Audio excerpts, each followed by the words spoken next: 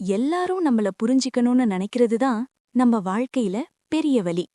நம்ம வாழ்க்கையில எல்லாருமே ஒரே விஷயத்துக்காக தான் அதிகமா கஷ்டப்படுறோம் தெரியுமா? என்னை ஏன் புரிஞ்சுக்கல? நம்ம நல்லதா இருந்தோம், உண்மையா நடந்தோம், மனசு விட்டு பேசினோம். ஆனா எதிர்பக்கம் இருந்தவங்க நம்ம உணர்ச்சியையே புரிஞ்சுக்கல. அப்போ நம்ம என்ன பண்றோம்? திரும்ப திரும்ப விளக்கம் கொடுக்கறோம். நம்ம நியாயத்தை நிரூபிக்க முயற்சி பண்றோம். ஆனா ஒரு பாயிண்ட்டுக்கு அப்புறம் ஒரே கேள்விதான் வரும். நம்மள புரிஞ்சுக்காதவர்களிடம் ஏன் இன்னும் தங்கியிருக்கிறோம்?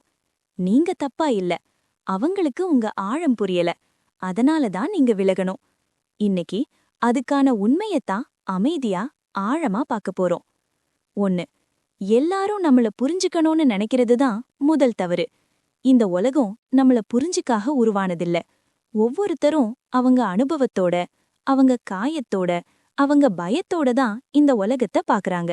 அதனால நீங்க எவ்வளவு தெளிவா பேசினாலும், உங்க மனசு எவ்வளவு சுத்தமா இருந்தாலும் சில பேருக்கு அது புரியவே புரியாது. ஆனா நம்ம என்ன பண்றோம்? நான் இப்படி இல்ல, நான் அப்படி சொல்லல, என்ன தவறா நினைக்காதீங்கன்னு நம்மையே நம்ம விளக்கிக்கிட்டே இருக்கோம். இங்க ஒரு உண்மை இருக்கு. புரிய விரும்பாத ஒருத்தருக்கு நீங்க 1000 வார்த்தை பேசினாலும் அது சத்தம்தான், அர்த்தம் கிடையாது. 2. புரிதல் இல்லாத இடத்தில் விளக்கம் வீணு. ஒரு உறவு இருக்கணும்னா அதுல சண்டை இருக்கலாம், கருத்து வேறுபாடு இருக்கலாம். ஆனா புரிதல் இல்லாத இடத்தில் உறவு நீடிக்காது. நீங்க பேசுறத அவங்க கேட்கலேனா, உங்க உணர்ச்சிய அவங்க மதிக்கலேனா, அந்த இடத்துல நீங்க பேச பேச நீங்க சோர்வதுதான் நடக்கும். விளக்கம் கொடுக்கறது சில சமயம் உறவை காப்பாத்தும், ஆனா எப்பவுமே இல்ல. சில சமயம் விளக்கம் கொடுக்கறதால நம்ம மதிப்பையே நாம குறைக்கிறோம். 3. நம்ம அமைதி பேசும் இடத்தில்தான் உண்மை தெரியும். ஒரு நாள் நீங்க சும்மா அமைதியா இருங்க. விளக்கம் கொடுக்காதீங்க, துரத்தாதீங்க, உங்க நியாயத்தை நிரூபிக்க முயற்சி பண்ணாதீங்க. அப்போ என்ன நடக்கும் தெரியுமா?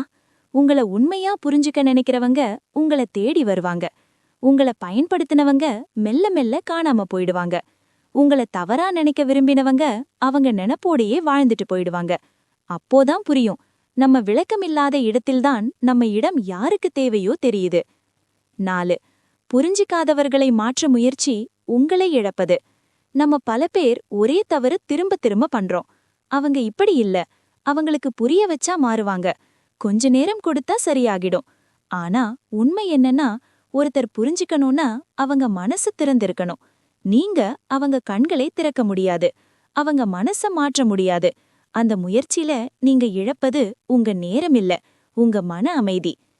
5. விலகல் தோல்வி இல்ல, அது சுயமரியாதை. நம்ம சமூகத்துல விலகிறதுனா பயந்துட்டான், ஓடிட்டான்னு சொல்லுவாங்க. ஆனா உண்மை என்ன தெரியுமா? புரிதல் இல்லாத இடத்தில் தங்கியிருப்பதுதான் உண்மையான தோல்வி. விலகிறது என்றால் கோபமில்லை, பகை இல்லை, பழி இல்லை. அது சும்மா இந்த இடம் எனக்கு சரியில்லைன்னு உணர்ந்து நடந்து போறது. அதுல ஒரு அமைதி இருக்கு, ஒரு தைரியம் இருக்கு. உங்கள புரிஞ்சுக்காதவர்கள் உங்க எதிரிகள் கிடையாது. இது ரொம்ப முக்கியம். உங்கள புரிஞ்சுக்காதவர்கள் உங்க எதிரிகள் கிடையாது. அவங்க அவங்க அளவுக்கு தான் புரிஞ்சுக்கறாங்க. அதனால அவங்களோட சண்டை வேண்டாம், வெறுப்பு வேண்டாம். அமைதியா உங்க பாதையை மாற்றிக்கோங்க.